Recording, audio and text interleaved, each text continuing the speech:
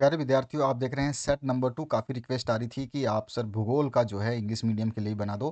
तो चलिए सेट 2 को देखते हैं इंग्लिश मीडियम में, और आगे की जानकारी के लिए और अधिक पेपर्स के सॉल्यूशंस के लिए कमेंट सेक्शन में कमेंट करना ना भूलें। और इसी वीडियो के एंड स्क्रीन पर जैसे ही ये वीडियो खत्म होने वाला होगा, आपको सारी प्लेलिस्ट और सारे वीडियोस दिखाई देंगे। आप उस पर टच करके सारे जो वीडियोस हैं उनको देख सकते हैं, सारे सॉल्यूशंस जो बना दिए गए हैं। ठीक है, चलिए स्टार्ट करते हैं पहले क्वेश्चन से। ध्वनि प्रदूषण से क्या तात्पर्य है? तो ध्वनि प्रदूषण मुख्य रूप से तेज म्यूजिक मशीनों, परिवहन प्रणालियों जैसे कि वाहनों, ट्रेन और वायुयानों के कारण होता है। जब अधिक ध्वनि के कारण मनुष्य को कठिनाई तथा बेचैनी हो तो उसे हम ध्वनि प्रदूषण कहते हैं। तो इस तरह से हम तात्पर्य जो है समझाएंगे। इंग्लिश में मैंने नीचे लिख दिया है, आप इसको आसानी से समझ सकते हैं।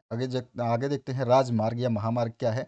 तो राजमार्ग एक महत्वपूर्ण सार्वजनिक सड़क को संदर्भित करता है जो प्रमुख शहरों और कस्बों को जोड़ता है। राष्ट्रीय राजमार्गों का निर्माण और रखरखाव भारतीय राष्ट्रीय राजमार्ग प्राधिकरण द्वारा किया जाता है। NHAI, नाही बोलते हैं जिसको। ठीक है, तो ये NHAI जो नाही है यही इसको देखती है। और ये क्या होता है? ये इंपॉर्टेंट रोड होती है जो पब्लिक ट्रांसपोर्ट के लिए मेजर सिटीज़ को टाउन से कनेक्ट करती है। उसके अलावा और भी आप इसमें चाहें तो लिख सकते हैं, बाकी ज़रूरत नहीं है। तीसरा क्वेश्चन है पेट्रो रसायन उद्योग क्या है, यानी पेट्रोकेमिकल इंडस्ट्रीज क्या है? तो पेट्रोकेमिकल उद्योग एक उद्योग शाखा है जो रिफाइनरी उत्पादों, प्राकृतिक गैस, प्लास्टिक, रबड़, फाइबर, कच्चे माल जैसे जैविक मध्यवर्ती उत्पादों का उत्पादन करती है। ठीक है, ये है गया इसका आंसर। आते हैं नेक्स्ट क्वेश्चन पे।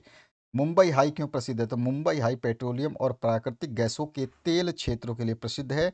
भारत का लगभग 63% पेट्रोलियम उत्पादन जो है मुंबई हाई से होता है, इसलिए प्रसिद्ध है। ठीक है, इसके बाद आते हैं नेक्स्ट क्वेश्चन पे।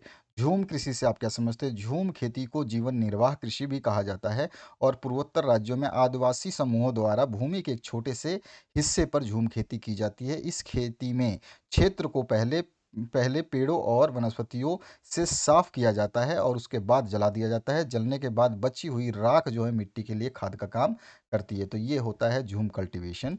अभी आगे आते हैं नेक्स्ट क्वेश्चन की तरफ। प्रवास शब्द से क्या तात्पर्य है? तो व्यक्तियों के एक स्थान से दूसरे स्थान में जाकर बसने की क्रिया जो है प्रवास कहलाती है। बस सिंपली जो पूछा है उससे ज़्यादा हमें लिखने की आवश्यकता नहीं है। सातवां जो क्वेश्चन है, जनसंख्या वृद्धि का क्या अर्थ है? तो जनसंख्या वृद्धि एक जनसंख्या में लोगों की संख्या में वृद्धि है। वैश्विक मानव जनसंख्या वृद्धि सालाना जो है 83 मिलियन या प्रतिवर्ष 1.1% है, जो कि पूरे विश्व में इतनी जनसंख्या प्रतिवर्ष बढ़ती है। 1.1% यानी कि 83 मिलियन, बहुत बड़ी बात है। 1 मिलियन में आपके 10 लाख होते हैं, आप सोच सकते हैं कितना होता है 83 मिलियन। उसके बाद में जनसंख्या प्रवास को प्रभावित करने वाले प्रतिकर्ष कारक को लिखना है। तो प्रतिकर्ष कारक लोगों को स्थान छोड़ने के लिए बाध्य करते हैं जहां वह लंबे समय से रह रहे होते हैं, जिसमें बेरोजगारी, जीवन यापन की निम्न दशाएं, राजनीतिक अस्थिरता, उपद्रव, प्रतिकूल जलवायु, प्राकृतिक आपदाएं, महामारियां, जल की कमी, उबड़ खाबड़ उच्च भूमियां लोगों के प्रतिकर्षक कारक जो है कारण बनती है। ठीक है, तो आपको प्रतिकर्षक कारक को बताना था, तो ये सारे के सारे प्रतिकर्षक कारकों में गिने जाते हैं। ठीक है, तो ये पुश फैक्टर्स है, इसको मैंने यहाँ पे इंग्लिश में लिखा है। उसके बाद नौवां जो क्वेश्चन है उसकी बात करते हैं। तो भारतीय कृषि की किन्हीं 5 मुख्य विशेषताओं को लिखना है। तो 5 मुख्य विशेषताओं में एक है खाद्यान्न की पदार्थ प्रधानता है। इसके ये 18 नंबर क्वेश्चन में बहुत बड़ा पूछा गया है, तो उसमें हम 6-7 जो है डिस्क्राइब करेंगे और एक लाइन से ज़्यादा लिखेंगे उसमें। और तो खाद्यान्न की प्रधानता, फसलों की विविधता मिलती है और कृषि का पुराना ढंग जो है हम अपनाते हैं, ये भी एक फीचर है।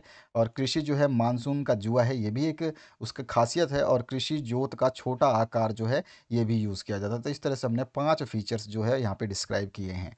इसी को मैंने यहाँ पे इंग्लिश में समझाया है, आप यहाँ से इसको आराम से देख सकते हैं। इसके बाद आते हैं नेक्स्ट क्वेश्चन की तरफ। नेक्स्ट जो क्वेश्चन है इसमें आपसे पूछा गया भारत में सिंचाई क्यों आवश्यक है? कोई 3 कारण स्पष्ट करने। कारणों को बहुत ध्यान से लिखना है और पेपर में जब भी कोई सॉल्यूशन लिखो तो सॉल्यूशन जो है सेटिस्फाई करे क्वेश्चन के आंसर को, अदरवाइज नंबर कटते हैं। तो सिंचाई की आवश्यकता के 3 कारण। सिंचाई के कारण कम और अनिश्चित वर्षा होने पर भी अधिक उपज देने वाली फसलें उगाई जा सकती है। एक तो ये कारण है सिंचाई का। सिंचाई कृषि उत्पादकता को बढ़ाती है और फसलों के उत्पादन में स्थिरता को भी बढ़ावा देती है, ये भी कारण है सिंचाई का। और कुछ फसलों की प्रवृत्ति जैसे चावल, गन्ना और जूट ऐसी हैं कि उन्हें अपने विकास के लिए बड़ी मात्रा में पानी की आवश्यकता होती है, तो सिंचाई से ऐसी फसलों को फसलों की पानी की आवश्यकता जो है पूरी होती है, इसलिए भी सिंचाई आवश्यक है। तो इस तरह से हमने 3 फैक्टर्स जो हैं यहाँ पर एक्सप्लेन किए विद रीज़न, ठीक है? यहाँ पे एनी 3 रीज़न्स बताने हैं आपको, ठीक है? अब आते हैं हम नेक्स्ट क्वेश्चन पे। ये इंग्लिश मीडियम के लिए आंसर है, यहाँ से आप नोट करेंगे। 11 नंबर जो क्वेश्चन है, लौह अयस्क के प्रकारों का वर्णन करना है। तो लौह अयस्क जो मेनली 4 प्रकार के होते हैं, जिसमें आपका मैग्नेटाइट होता है, जो कि सबसे ज़्यादा लौह तत्व जिसमें होता है 70%, ठीक है? और इसके बाद में हेमेटाइट आता है, इसमें 50 से 60% लौह तत्व होता है। उसके बाद में लिमोनाइट आता है, इसमें 40 से 50% जो है लौह तत्व मिलता है। उसके बाद में साइडराइट आता है, साइडराइट में आपका 40% कम लौह अयस्क मिलता है, लेकिन फिर भी इसका उपयोग जो है करते हैं, क्योंकि इसका जो इसमें चूने की उपस्थिति होती है। तो ये चारों कारण जो हमने समझाए हैं, और चारों की उपलब्धता भी हमने समझाई है, कितना परसेंट किस में होता है, इसी तरह से आपको लिखना है। और यहाँ पर जो है मैंने इंग्लिश में इसको समझाया हुआ है। अब आते हैं हम नेक्स्ट क्वेश्चन की तरफ। नेक्स्ट जो क्वेश्चन है, कुटीर और लघु उद्योगों में 3 अंतर जो है स्पष्ट करना है। तो सबसे पहले लघु उद्योग में जो है थोड़ी पूंजी द्वारा जो है छोटी-छोटी मशीनों की सहायता से इसका वस्तुओं का निर्माण करती है, और ये उद्योग जो है वस्तुओं का निर्माण स्थानीय कच्चे माल का प्रयोग करके घरों में किया जाता है, ठीक है? इसके बाद में इसमें है जो हम रेडियो, टीवी, घड़ी के पुर्जे, जूते आदि सब कुछ बना सकते हैं। और इन उद्योगों में जो है रंगाई, छपाई, चटाइयाँ, मिट्टी के बर्तन, ईंटें, सोना-चांदी के ज़ेवरात जो है बनाए जाते हैं। उसके अलावा गुणवत्ता पर इन पे इस उद्योग में जो गुणवत्ता का ध्यान दिया जाता है, और कुटीर उद्योगों में गुणवत्ता से कोई मतलब नहीं होता, केवल बनाने से मतलब होता है। इसका उत्पाद जो है व्यापारी के माध्यम से बाजारों में बेचा जाता है, और इसका उत्पाद जो है स्थानीय बाजार में परिवारों द्वारा बेचा जाता है। तो इसको इंग्लिश में लिखा है हमने, स्मॉल स्केल इंडस्ट्री और कॉटेज इंडस्ट्रीज। सेम जो चीज़ मैंने आपको ऊपर हिंदी में बताई है, वही चीज़ आपको यहाँ पे देखने को मिलेगी, ताकि आप आसानी से याद कर पाएँ। तो इन सभी कारणों को आप जो है अच्छे से याद कर ले। 3 फैक्टर पूछे हैं हमने, यहाँ पे आपको 4 फैक्टर्स बता दिए हैं, तो इन फैक्टर्स को आप नोट कर लेंगे, ठीक है? इसके बाद आते हैं 13 नंबर क्वेश्चन में, पर्यावरण प्रदूषण क्या है और प्रदूषण के प्रकारों को लिखना है। तो देखिए, प्रदूषण प्रदूषण में दूषक पदार्थों के प्रवेश के कारण प्राकृतिक संतुलन में पैदा होने वाले दोष को कहते हैं। क्या कहते हैं? पर्यावरण में जो भी दूषक पदार्थ जो प्रवेश कर जाते हैं और प्रकृति का संतुलन जो है उसको बिगाड़ते हैं, उसमें दोष उत्पन्न करते हैं, वो पर्यावरण प्रदूषण कहलाता है, ठीक है? इसलिए मैंने इसका एक अलग ही और स्पेशल डेफिनेशन जो है लिखी है। आप इसको लिखेंगे, 1% भी डाउट नहीं होगा किसी को। मुख्य रूप से पर्यावरण प्रदूषण के जितने पार्ट्स हैं केवल वो बताए हैं, इसमें पूछा नहीं है कि डिस्क्राइब करो, केवल हम बताए थे मुख्य पार्ट्स बता रहे हैं। इसके अलावा भी बहुत सारी चीज़ें हैं, जिसमें मुख्य पार्ट्स में आपका जल प्रदूषण है, वायु प्रदूषण है, मृदा और ध्वनि प्रदूषण है। उसके अलावा तो आपके नाभिकीय प्रदूषण हैं, बहुत सारे प्रदूषण हैं, उनको भी आप लिख सकते हो, लेकिन उसकी आवश्यकता नहीं है। और जब आप एग्जाम में लिखोगे तो इनमें एक एक लाइन लिख करके इनको थोड़ा सा डिस्क्राइब कर दोगे, क्योंकि जब ये क्वेश्चन नंबर आपका 13 है, यानी कि यहाँ पे 3 नंबर की बात है, तो आप इसको लिख करके डिस्क्राइब ज़रूर कर देंगे। एक एक लाइन लिखेंगे, जैसे ये एक लाइन लिखा है, इस तरह से आप एक लाइन पूरा लिख देंगे इसके सामने।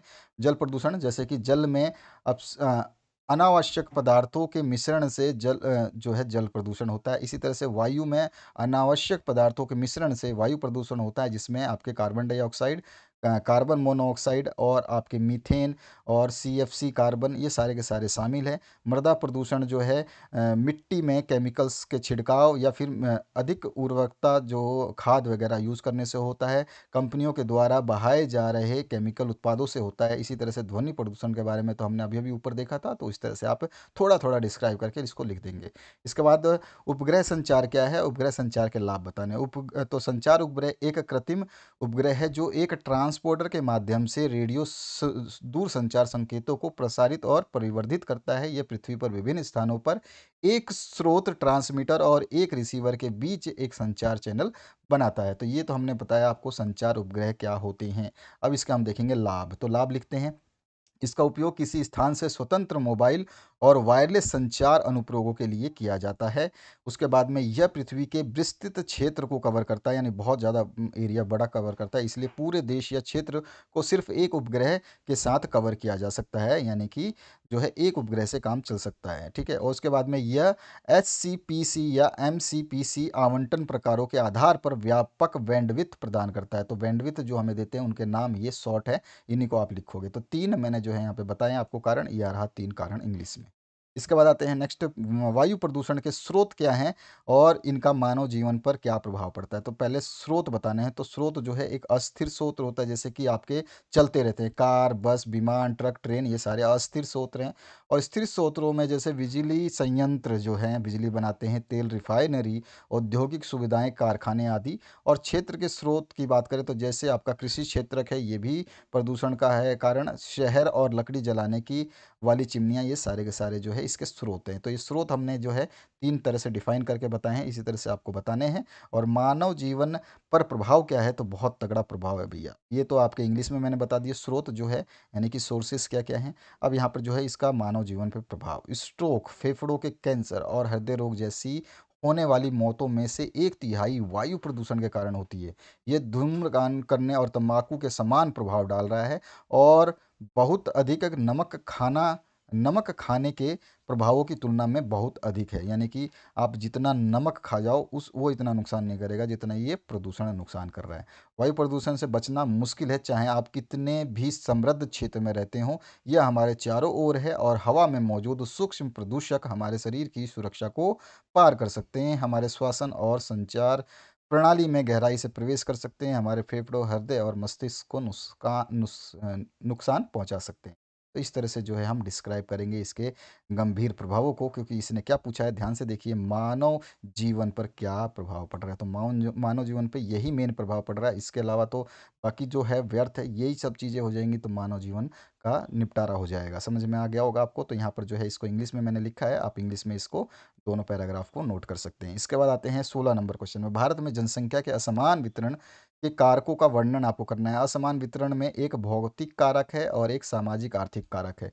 भौतिक कारक में तो कुछ चीज़ें आती हैं, जैसे कि कारक भौतिक कारक में यहाँ पे डैश लगा देना। भौतिक कारक के बाद में यहाँ पे डैश लगा देना। ये जनसंख्या के घनत्व एवं वितरण को प्रभावित करने में अहम भूमिका निभाते हैं।